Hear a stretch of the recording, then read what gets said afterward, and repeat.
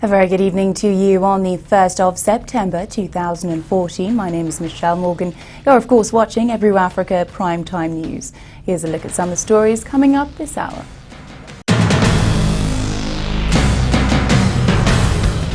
This is not an exercise that is aimed at punishing anybody. This is not an exercise that is aimed at victimizing anybody. The government kicks off a biometric registration of public servants in an effort to eradicate ghost workers.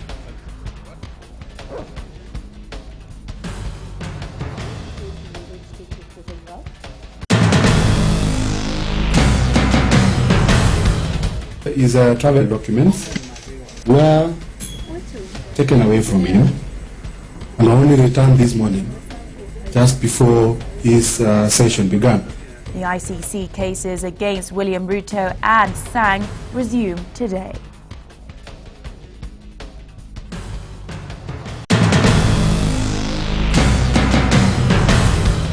And this is tantamount to genocide. This is tantamount to ethnic cleansing. This is tantamount to forceful transfer. A section of northeastern politicians call for a forced disarmament in clash-torn Mandera County.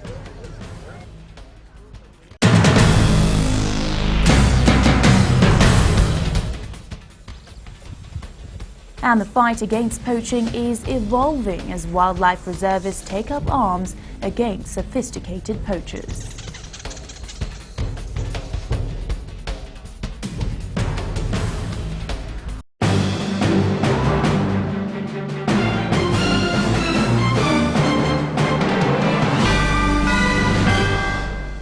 Now, the biometric registration of public servants in both national and county governments has kicked off as the government starts an audit process to get rid of ghost workers. President Uhuru Kenyatta recently said that ghost workers were skimming off 1.8 billion shillings from taxpayers annually. The exercise is set to end next month. This is not an exercise that is aimed at punishing anybody. This is not an exercise that is aimed at victimizing anybody. I call upon all public servants to participate willingly. It is in their interest, as much as it is in the people of Kenya's interest, for us to be able to know exactly who works for the Kenyan government and in which department they work, so that we are better able to manage the very scarce resources that we have as a nation going forward. You instructed us, after we gave you a brief, Your Excellency, about the issue of ghost workers in government, to do a biometric registration of all civil servants. And this was incorporated in the rationalization program, which is a capacity assessment and rationalization program of government. It's a joint initiative, Your Excellency, under your instructions for both the national government and the county governments. The Public Service Trade Unions of Kenya supports the ongoing registration of public servants. Secretary General Charles Mukhawaya, in an interview with Every Africa, however, says that the government should not victimize genuine public servants or fire people illegally after the audit is aimed at smoking out ghost workers. Here's that excerpt. We've heard the government say. What are the stakeholders saying? What is your take on this exercise? Annette, us as stakeholders in the public service, first and foremost, the Federation of Public Service Trade Unions of Kenya sits on the intergovernmental committee that is working on this. Together with our affiliate union, the Union of Kenya Civil Servants, also has a seat on the same. And therefore, whatever the government is planning and is currently doing, starting today, in terms of this biometric registration of public servants, the unions representing these workers in the public service are aware. However, we have made our position very clear in the committee meetings and other fora that whereas the idea of registering anew workers in the public service is a noble idea, and we support the idea in the sense that if it's going to aim at streamlining the public service in terms of weeding out ghost workers, in terms of making it more efficient, in terms of redistributing public servants, so that we do not have, say for example, the national government has more workers and the county governments have less. Have less workers. We would like this exercise, if it's meant to bring that kind of parity, to ensure where there are many, we redeploy them to areas where there are less. Where there are less, we add them like that. We support the idea. However, our members are fearful that should the exercise involve or target to retrench some of the public servants or even victimize them, then we are opposed to it. And we have shared this information, and we are still telling the government the same, that we will not be supporting the idea if those two things are introduced in the whole exercise. Otherwise, streamlining the workforce, we are supporting it. That it is important that we streamline the operations within the public service now that we have two tiers of government, because there's a lot of confusion. At some levels, there are fewer workers, at others, there are more workers. So we feel that this exercise is going to help the government in redistributing or deploying this workforce, so that each and every sector of the government has the adequate numbers and the necessary numbers of workers to carry out the operations of the government. So we feel the exercise is noble, only that let that exercise not be used to victimize or retrench workers. So when are you going to register yourself? Well, for me, I think what is happening at the moment is that first they have started with the civil servants, and we strongly believe that the civil servants, once they have been done with, then the government will move to the state corporations, parastatals, and so on and so forth. So when they come, we will be willing to present ourselves. Very available, yeah? Very available, yes. Thank you very much, Bwana Mkhwaya, for coming in. Yes. I really appreciate it. We hope everything turns out well at the end of the day. We do hope to. Thank you. Thank you. Thank you, Okay. Alan. Thank you. The trial against Deputy President William Ruto and journalist Joshua Arab Sang resumed today after a month recess. The prosecution has so far produced 21 witnesses against Ruto and Sang. Referred to are transcripts that arise from the Waki Commission. As the trial of Deputy President William Ruto and journalist Joshua Arab Sang resumed today, an ICC witness presented 5 grounds to the court on why he should not be compelled to testify until after 21 days. Now, above other complaints, the witness had issues with the fact that the prosecution withheld his documents, including his passport, which was only returned on Monday morning. Now, he is one of the witnesses who had recanted his statements.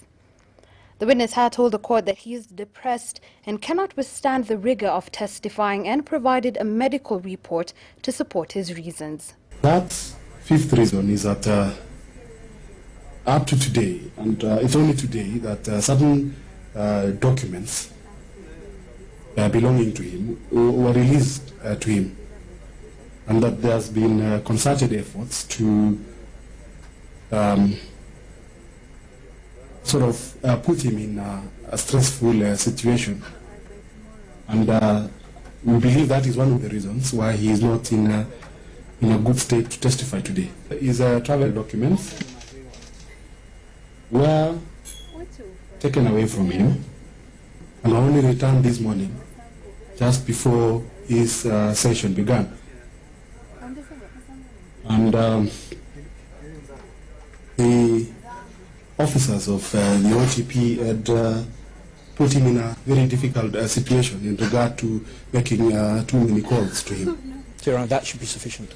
The prosecution protested the move, saying that the witness was lying about his health status. The Victims and Witness Unit is conducting tests on the witness before reporting back to the court. The prosecution further highlighted that this had not been brought up before and did not warrant an adjournment of his testimony. The prosecution questioned the credibility of the doctor who conducted the test on the witness, saying that he is a general practitioner and not a psychiatrist.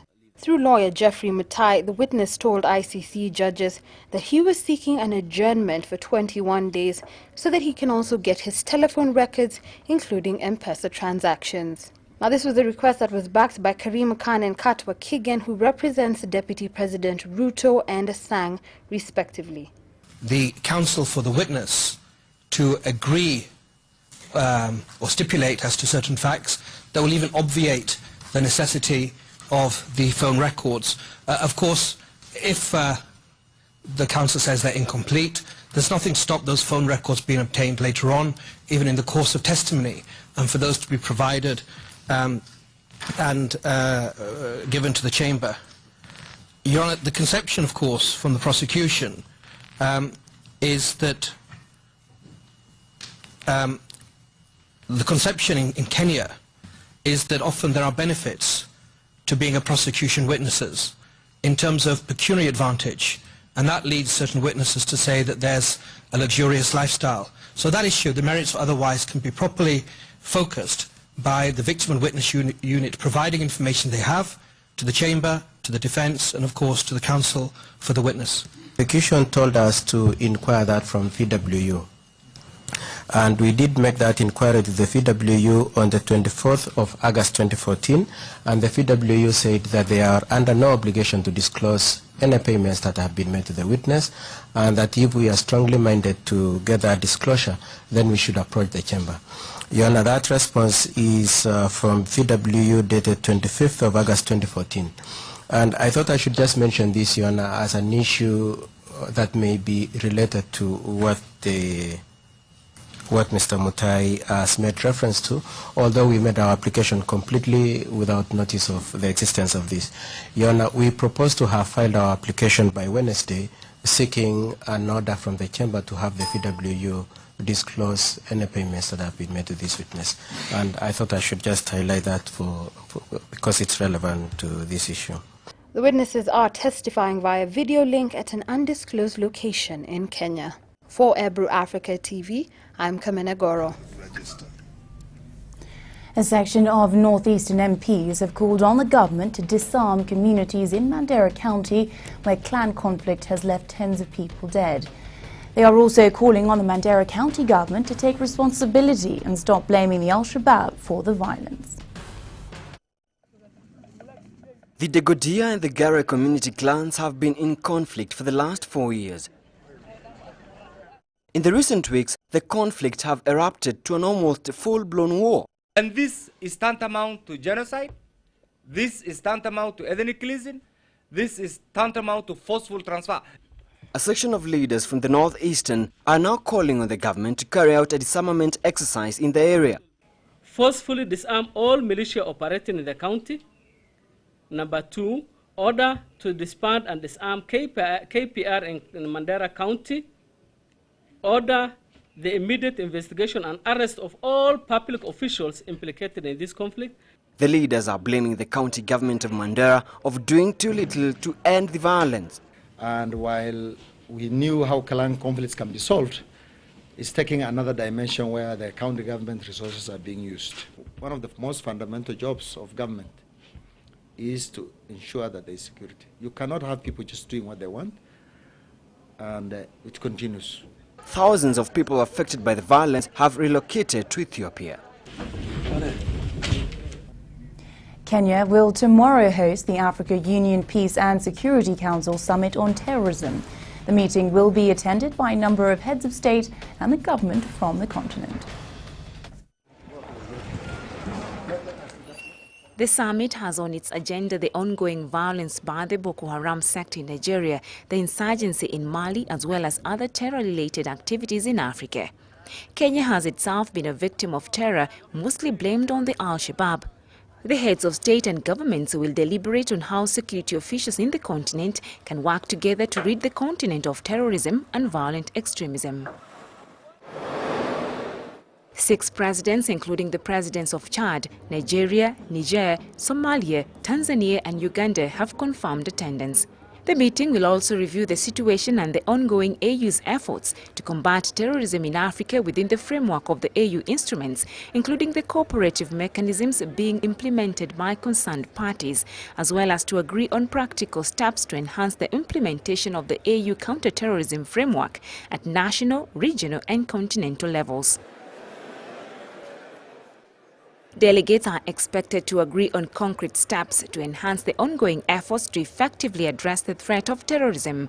This includes early ratification and domestication of the relevant AU and international instruments, identification of steps to be taken to fight terror, mobilizing support and international coordination.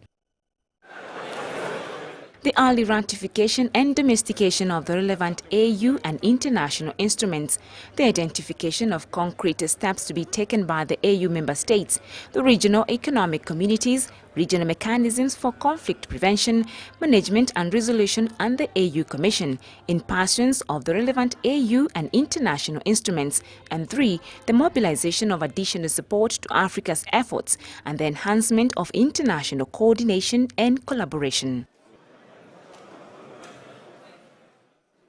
The Peace and Security Council is the African Union's standing decision-making body responsible for the maintenance of continental peace and security. It has 15 members elected by the AU Executive Council on regional basis, 3 from Central Africa, 3 from East Africa, 2 from North Africa, 3 from Southern Africa, and 4 from West Africa. We must be resolute about Now, as poaching disseminates Africa's elephant and rhino populations with thousands killed in the past year alone, wildlife reserves in Kenya are increasingly taking up arms to save their wildlife. For this anti-poaching unit, the day begins at dusk. After a meal of cabbage and sweet tea, the rangers grab their rifles and march off to their night's work, protecting rhinos. Increasingly, as the tactics of poachers here in the Kenyan enclave, wildlife reserves are taking up arms to save their wildlife. Na bado inabidi uende uokoe huyo mnyama, so hapo naye iko riski yako, hapo unakupoteza maisha, lakini kwa sababu ya kuamua asijali hata hiyo hatari, lakini I know kuna hiyo hatari, lakini kwa sababu ya kujitolea inabidi nifanye hivyo ndio nijaribu kuokoa hiyo mnyama. Benson is part of a new Kenyan police reservist anti-poaching team based out in Old Jogi Ranch to protect approximately 65 rhinos living here, in addition to elephants, leopards and other wildlife. In May, a ranger was shot dead here by poachers. The rangers are often drawn from a surplus of unemployed youth in the area. With the safari tourism worth more than $1 billion to the economy and 500,000 jobs, safeguarding the wildlife population is not the only motivation. To combat poaching, the reserve employs small planes, attack and tracker dogs, thermal imagery scopes, and an array of weapons. But the most important tool is having boots on the ground. It sounds crazy, but this is actually a war. It is organized crime on an international level, and it's completely out of control. And these are the guys frontline who are having to put their lives at risk in order to protect these animals. Poachers killed 4 rhinos just last month in the deadliest attack Kenya has faced over 25 years, bringing the number of rhinos killed by poachers so far this year to 22 compared to a total of 59 last year. There are now just over 1,000 rhinos left in Kenya. It's amazing. Across the continent, poaching is reaching unprecedented levels, fueled by the global demand for ivory and horn, particularly in China and Vietnam, and pushing the price of rhino horn higher than gold. If the rhino go, in my opinion, what's next? The elephant, buffalo? Where does it stop? There's always going to be a market for something. If it's not rhino horn, it'll be meat poaching, whatever. I think you've got to make a stand. But here on the front line, protecting Kenya's wildlife is becoming an increasingly dangerous and expensive task.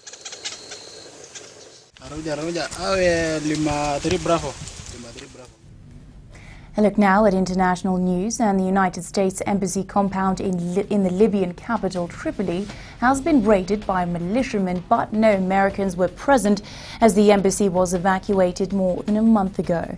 The attack on Sunday comes as fighting between rival militias rages on in Tripoli and Benghazi, the second city in the east.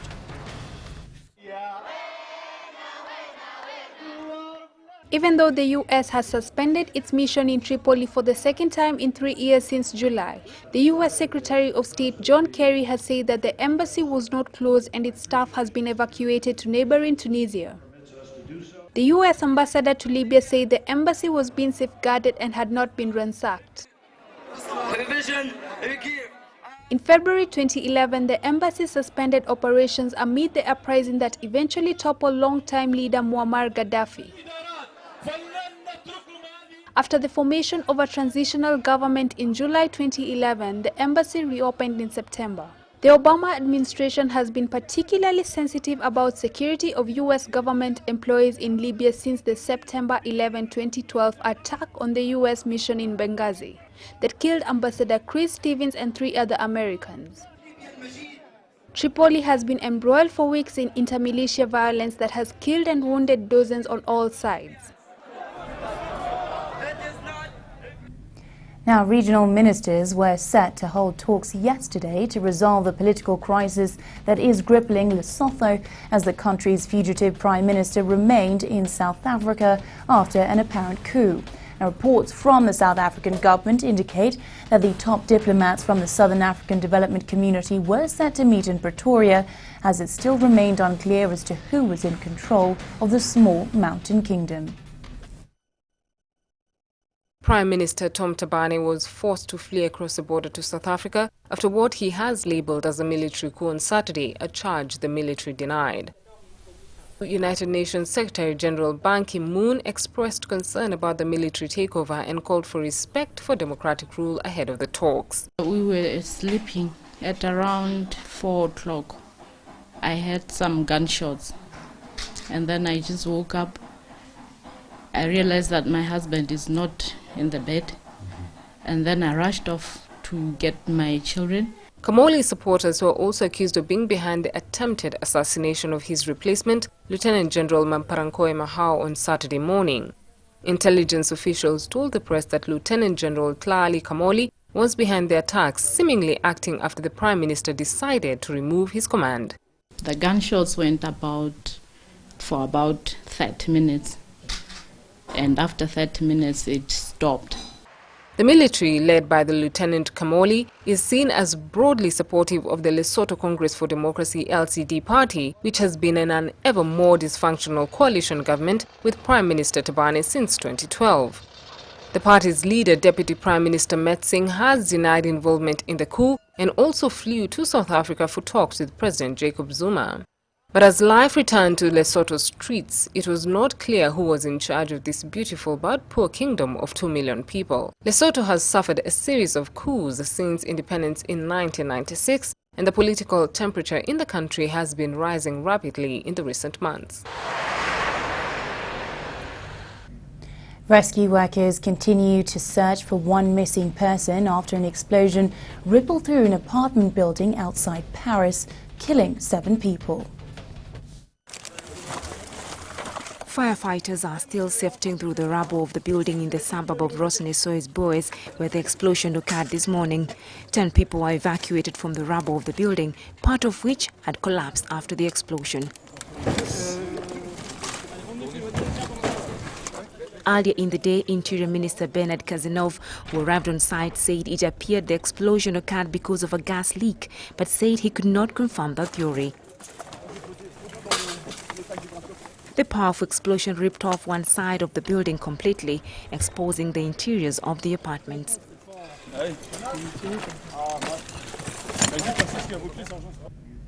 We're going to take a short break now, but don't go too far. Still to come. The political crisis rocking Pakistan escalates. We bring you the latest on the anti-government protests.